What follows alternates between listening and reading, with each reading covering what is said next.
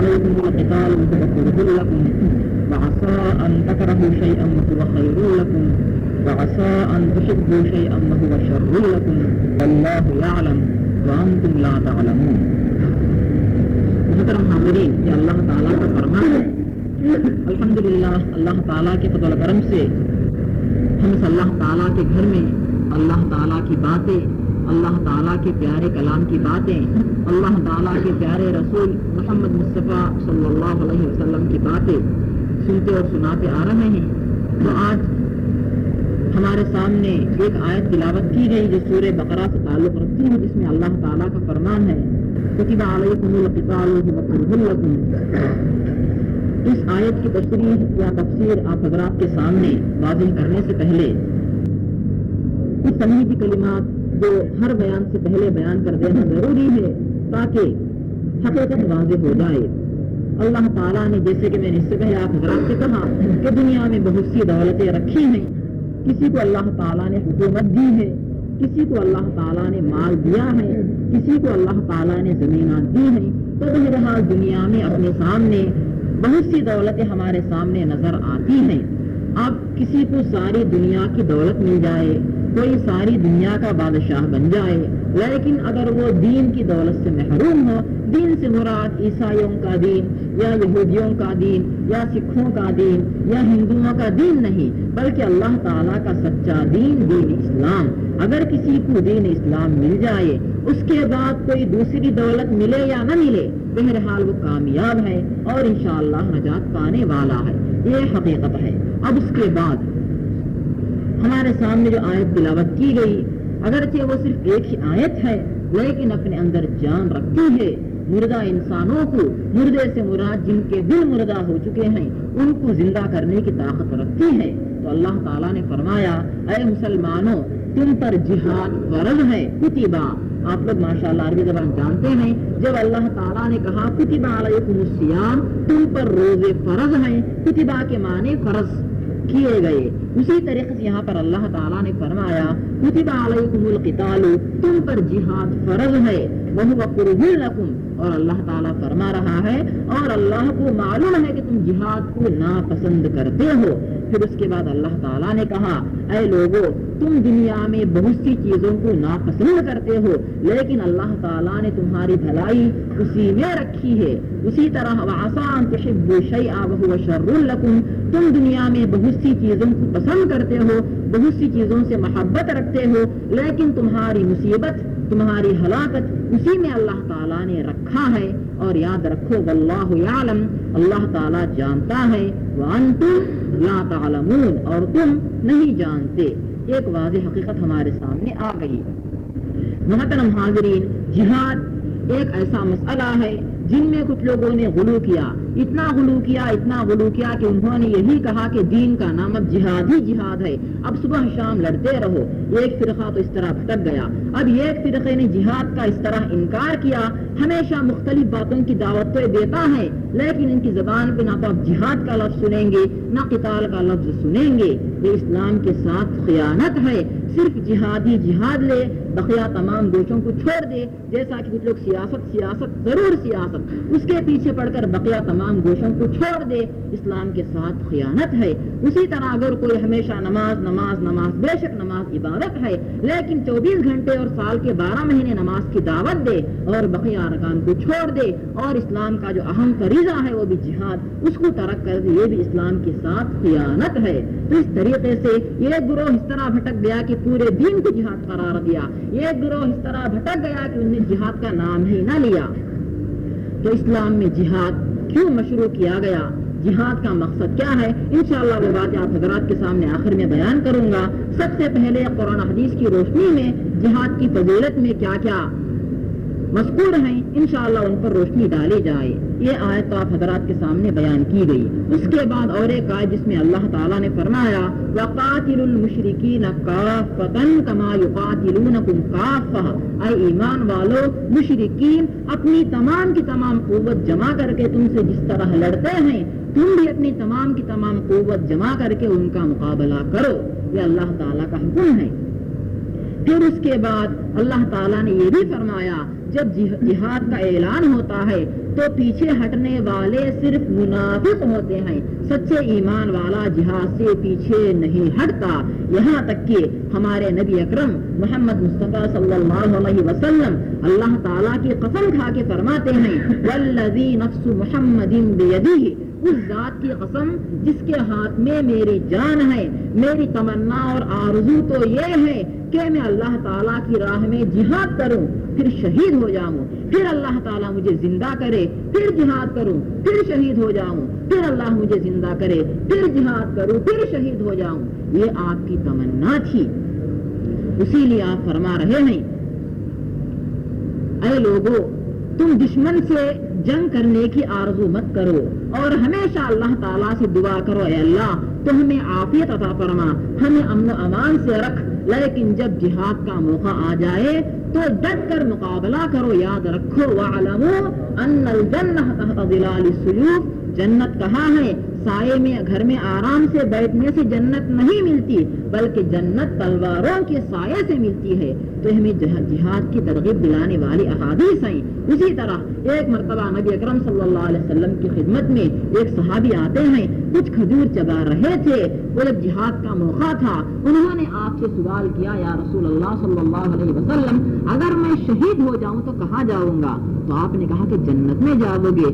تو وہ فوراً اپنے ہاتھ میں جو کھجور تھے وہ سب پھینک دیے، اس کے بعد فوراً جہاد میں شریک ہوتے ہیں، یہاں تک کہ اللہ تعالیٰ کی راہ میں شہید ہو جاتے ہیں۔ تو محترم حاضرین، یہ ہے جہاد کی فضیلت، یہ ہے جہاد کا مقام۔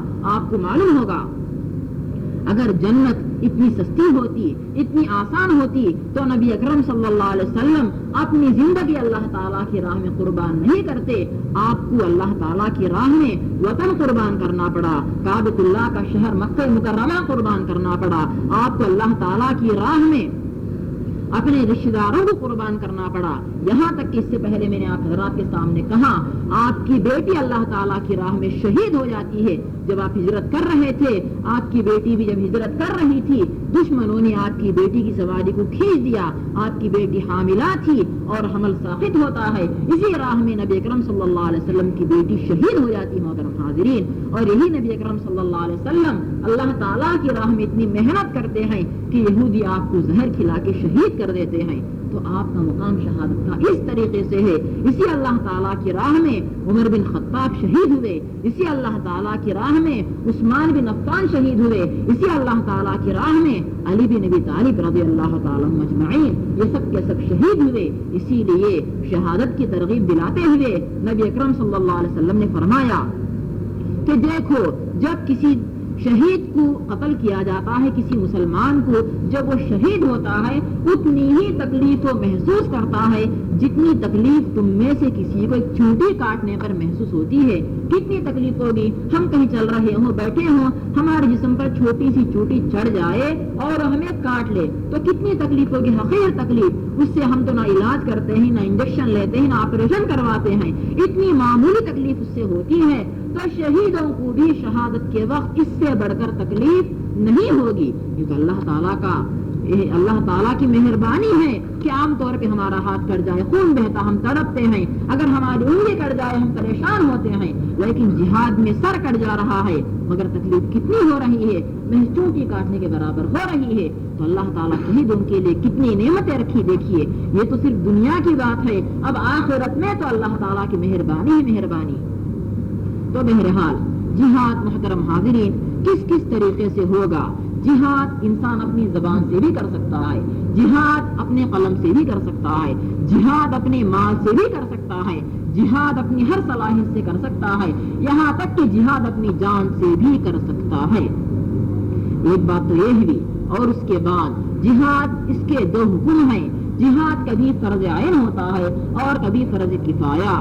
جب ضرورت اتنی سخت ہو جائے، مسلمانوں کا خسارہ زیادہ ہو، مسلمانوں کی خون، مسلمانوں کی جانیں، مسلمانوں کی عزت جب خطرے میں پڑ جائے، ایسی صورت میں تمام مسلمانوں کی ذمہ داری ہے، فرض عین ہوتا ہے کہ سب کے سب جہاد کرے، ورنہ یہ گنہگار ہوں گے۔ اور دوسرا ہے فرض کفایہ۔ فرض کفایہ کا معنی یعنی دشمنوں کی طرف سے مسلمانوں پر مصیبتیں زیادہ نہ ہوں، تکلیفیں کم ہوں، ایسی صورت میں چند مسلمان جو مقرر ہیں اگر وہ لوگ دشمنوں کا مقابلہ کر لے تب بھی کافی ہوگا، اسے کہا جاتا ہے فرض کفایہ۔ اب اس کے بعد جہاد 3 مقصد کے لیے ہوتا ہے۔ سب سے پہلا مقصد اللہ تعالیٰ کا کلمہ بلند کرنے کے لیے جہاد کیا جائے۔ دوسرا مقصد نصرت المسلمین، مسلمانوں کی مدد کے لیے جہاد کیا جائے۔ تیسرا مقصد حفظ مقدسات الاسلام، اسلام کے جو مقدسات ہیں، کہیں کسی مسجد کو ہم دیکھ رہے ہیں، اس مسجد کو توڑا جا رہا ہے، ڈھایا جا رہا ہے، اس کی بے عزتی کی جا رہی ہے، تو مسلمانوں کی ذمہ داری ہے کہ اس مسجد کی حفاظت کے لیے جہاد کریں۔ اسی طریقے سے اگر کہیں ہمارا قرآن مجید جو ہمیں اپنے جان سے بھی زیادہ عزیز ہے، یا نبی اکرم صلی اللہ علیہ وسلم کے احادیث کی کتابیں، ان کو پیروں سے روندا جا رہا ہے، ان کی بے عزتی کی جا رہی ہے، ان کو جلا کر ان کو ذلیل کیا جا رہا ہے، ایسی صورت میں بھی مسلمانوں کی ذمہ داری ہے کہ ان کی حفاظت کے لیے جہاد کریں۔ اس طریقے سے جہاد 3 مقصد کے لیے ہوگا، اللہ تعالیٰ کا کلمہ بلند کرنے کے لیے اور مسلمانوں کی مدد کے لیے، چاہے مسلمان کسی رنگ کے ہوں، کسی ملک کے ہوں، کسی زبان کے ہو، کسی بھی ملک میں کسی بھی وقت میں مسلمانوں کو تکلیف ہو رہی ہو، ان کی حفاظت کے لیے جہاد کرنا ضروری ہے۔ اور تیسری بات، چاہے مسجد کسی بھی شہر کی ہو، چاہے قرآن پاک کسی بھی ملک میں پڑا ہو، ہمیں جب پتا چل گیا کہ وہاں ہمارے قرآن مجید کی عزت نکالی جا رہی ہے، ہماری ذمہ داری ہے کہ اس کے لیے جہاد کریں، قرآن کی عزت بڑھائیں۔ تو محترم حاضرین، اس طریقے سے جہاد کے 3 مقصد ہمارے سامنے آ گئے۔ اب آخر میں آپ حضرات کے سامنے ایک بات بھی عرض کروں کہ جہاد کے انکار کرنے والے کچھ گمراہ فرقے نکلے، صاف صاف نام لے کر ہم ذکر کر سکتے ہیں۔ ایک فتنہ جو کہ قادیان میں اٹھا، جو مرزا غلام احمد قادیانی کے نام سے خطرناک فتنہ تھا، جس نے یہودیوں سے، عیسائیوں سے، مشرکوں سے ہاتھ ملا کر مسلمانوں کو نقصان پہنچایا، مسلمانوں کا خسارہ کیا۔ حقیقت میں یہ مسلمانوں کا دشمن تھا، مگر آپ یہ بات ذہن میں رکھیے کہ ایک مسلمان کو دھوکہ دینے کا طریقہ آسان ہی ہے۔ نہ تو کسی مسلمان کو آپ دھوکہ عیسائی مذہب کے نام سے دے سکتے ہیں، نہ یہودی مذہب کے نام سے دے سکتے ہیں، بلکہ آسان طریقہ یہی ہے کہ اسلام کے نام سے آپ دھوکہ دے سکتے ہیں۔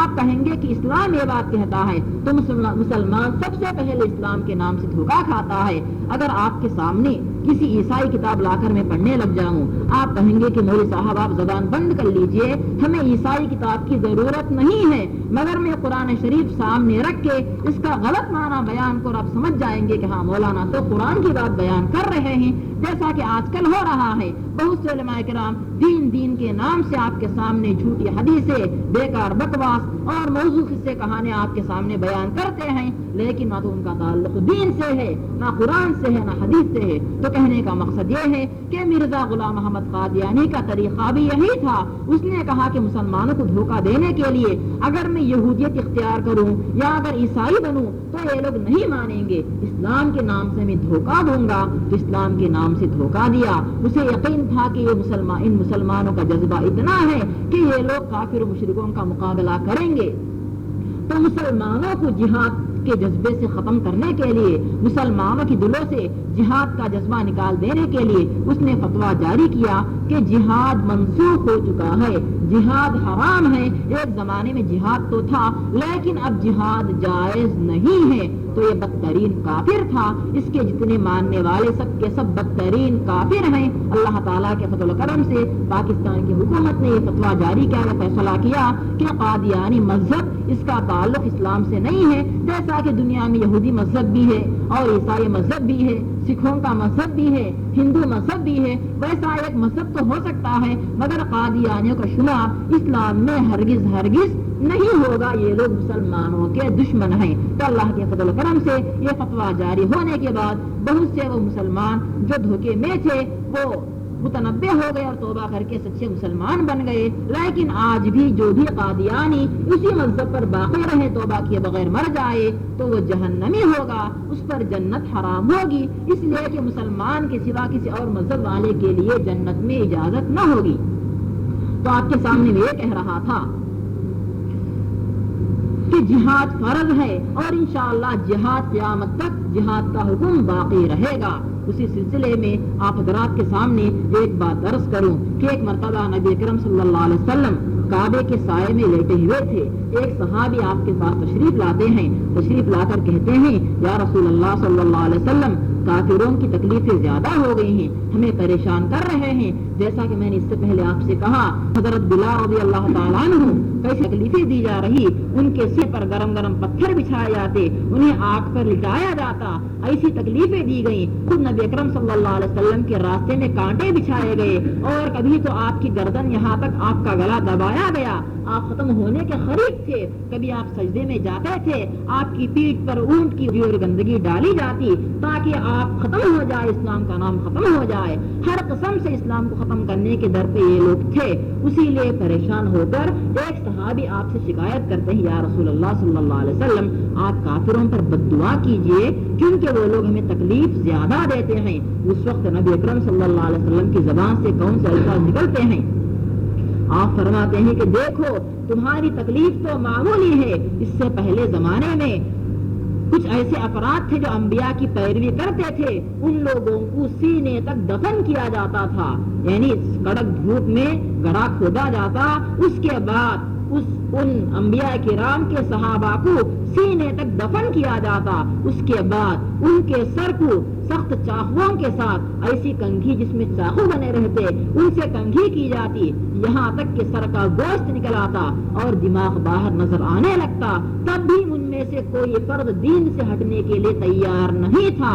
اللہ تعالیٰ کی راہ میں صبر کرو. اس طرح نبی اکرم صلی اللہ علیہ وسلم ترغیب دلاتے کہ ہم جہاد کریں. لیکن محترم حاضرین، ہم نہ تو اللہ تعالیٰ کی راہ میں 5 منٹ قربان کرنے تیار ہیں، نہ تو ہم اللہ تعالیٰ کی راہ میں 5 پیسے خرچ کرنے تیار ہیں، یہاں تک کہ اللہ تعالیٰ کی راہ میں ایک قطرہ خون بھی قربان کرنے کے لیے تیار نہیں ہیں. پھر بھی ہمارا دعویٰ ہے کہ ہم سچے مسلمان، ہم ایمان کے پابند، ہم اللہ تعالیٰ کے سچے بندے، پیارے بندے، جنتی بندے. محترم حاضرین، آپ یاد کیجئے کہ ہمارے صحابہ کرام کا دور کیسا تھا، انہیں کس طرح اللہ تعالیٰ کی راہ میں انہیں قربان ہونا پڑا. کبھی تو 70 صحابہ کرام اللہ تعالیٰ کی راہ میں نکلتے ہیں، 70 کے 70 صحابہ کو شہید کیا جاتا ہے، کسی صحابی کو سولے پر لٹکایا گیا ہے اور کتنا خطرناک عذاب ہوتا ہے. کافر یہ کہتے ہیں دیکھو تم اگر ایک مرتبہ ہمارے بتوں پر ایمان لا لو گے ہم تمہاری جان چھوڑ دیں گے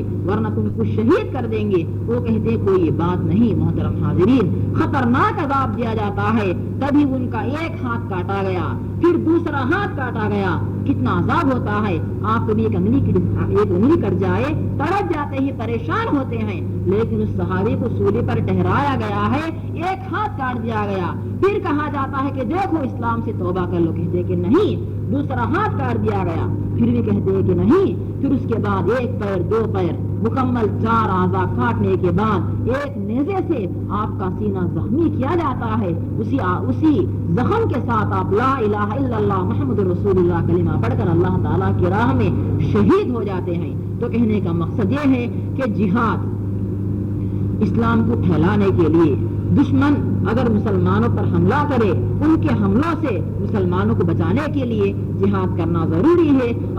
اگر مسلمانوں کے کسی مقدس مقام، کسی مقدس چیز پر حملہ کر رہے ہوں ان کی حفاظت کے لیے بھی جہاد کرنا ضروری ہے اور مسلمانوں کی ذمہ داری ہے. اپنے بیان کو ختم کر رہا ہوں. ویسے آپ حضرات اگر قرآن شریف کی تلاوت کریں گے، احادیث کا مطالعہ کریں گے تو آپ محسوس کریں گے کہ بے شک ہاں جہاد کی بہت بڑی فضیلت ہے. خود نبی اکرم صلی اللہ علیہ وسلم جنگ بدر میں، جنگ احد میں، جنگ احزاب میں اور جنگ حنین میں، ان تمام میں اور بہت سے غزوات میں آپ شریک تھے اور جنگ خیبر میں آپ نے یہودیوں سے جہاد کیا اور آپ قسم کھا کے فرما رہے ہیں کہ یاد رکھو قیامت کے قریب ایسا واقعہ پیش آئے گا کہ تم میں اور یہودیوں میں سخت جنگ چھڑ جائے گی، اور اس وقت یہودی بھاگ بھاگ کر پتھروں کے اور درختوں کے پیچھے چھپیں گے، اور خود وہ پتھر و درخت کہیں گے اے مسلمان، اے مومن بندے، دیکھو میرے پیچھے یہودی چھپا ہوا ہے، آؤ قتل کرو۔ آپ کو معلوم ہوگا اسی سلسلے میں چند ماہ یا چند دن پہلے جب سعودیہ نے کچھ ہتھیار چین سے خریدے، اس وقت یہودیوں نے خوب گڑبڑ کی، ہاں من قریب سعودیہ کے ہتھیاروں کو ختم کر دیں گے، ان کو برباد کر دیں گے، جیسا کہ اس سے پہلے جب مصر نے ہتھیار بنانے کا جو کارخانہ بنایا تھا تو یہودیوں نے اسے برباد کر دیا، جب عراق نے بنایا تب بھی برباد کر دیا، جب سوریہ ملک شام نے اعلان کیا کہ ہم چین سے اور ہتھیار خرید رہے ہیں تو یہودیوں نے اعلان کیا کہ ہم بھی ان ہتھیاروں کو برباد کر کے رکھ دیں گے۔ تو یاد رکھیے جس طریقے سے مسلمانوں کو تیار رہنا چاہیے اس سے بڑھ کر یہودی بھی تیاری کر رہا ہے، یہودی ملک والے تیاری کر رہے ہیں، تو کہنے کا مقصد یہ ہے کہ یہ جنگ کچھ دور نہیں ہے، جس طرح قیامت بالکل قریب ہے، جیسا کہ نبی اکرم صلی اللہ علیہ وسلم نے فرمایا کہ مجھ میں اور قیامت میں اتنا ہی فاصلہ ہے جتنا کہ مجھ میں اور اس میں اور اس انگلی میں فرق ہے، اس اور اس انگلی کے درمیان میں فاصلہ کچھ بھی زیادہ نہیں ہے، اسی طرح مجھ میں اور قیامت میں کچھ زیادہ فاصلہ نہیں ہے۔ تو قیامت قریب ہے اور قیامت سے پہلے مسلمانوں میں اور یہودیوں میں سخت جنگ ہونے والی ہے۔ جب کا واقعہ آپ نے بتایا کہ مسلمان یہودیوں کا اس طرح مقابلہ کریں گے کہ یہودی بھاگ جائیں گے اور مسلمانوں نے پکڑ کے قتل کر دیں گے، تو مسلمان اس طرح قتل کرنا چاہیں تو ذمہ داری ہے کہ اس کے لیے مناسب تیاری کریں۔ اس کا مطلب یہ نہیں ہے کہ ہم میں سے ہر ایک شخص تلوار اٹھا کے جو بھی کافر یا غیر مسلم نظر آئے اسے قتل کر دے، ایسی بات نہیں ہے۔ جہاد کے قوانین ہوتے ہیں، اصول ہوتے ہیں، ان کے مطابق جہاد کرنا مسلمانوں کی ذمہ داری ہے۔ اللہ تعالیٰ سے دعا ہے کہ اللہ تعالیٰ ہم تمام کو اس کی راہ میں جہاد کرنے کی توفیق نصیب فرمائے، آمین۔ اللہ تعالیٰ مسلمانوں کو قرآن حدیث کی پابندی کرنے کی نیک توفیق نصیب فرمائے، آمین۔ اللہ تعالیٰ ہم تمام کے اہل وعیال کو نیک بنائے، آمین۔ اللہ تعالیٰ ہم تمام کے ماں باپ کو جنت الفردوس نصیب فرمائے، آمین۔ ربنا آتنا فی الدنیا حسنة وفی الآخرة حسنة وقنا عذاب النار، ربنا تقبل منا إنك أنت السميع العليم وتب علينا إنك أنت التواب الرحيم برحمتك يا أرحم الراحمين، والحمد لله رب العالمين، آمين۔ جزاكم الله خيرا، والسلام عليكم ورحمة الله وبركاته۔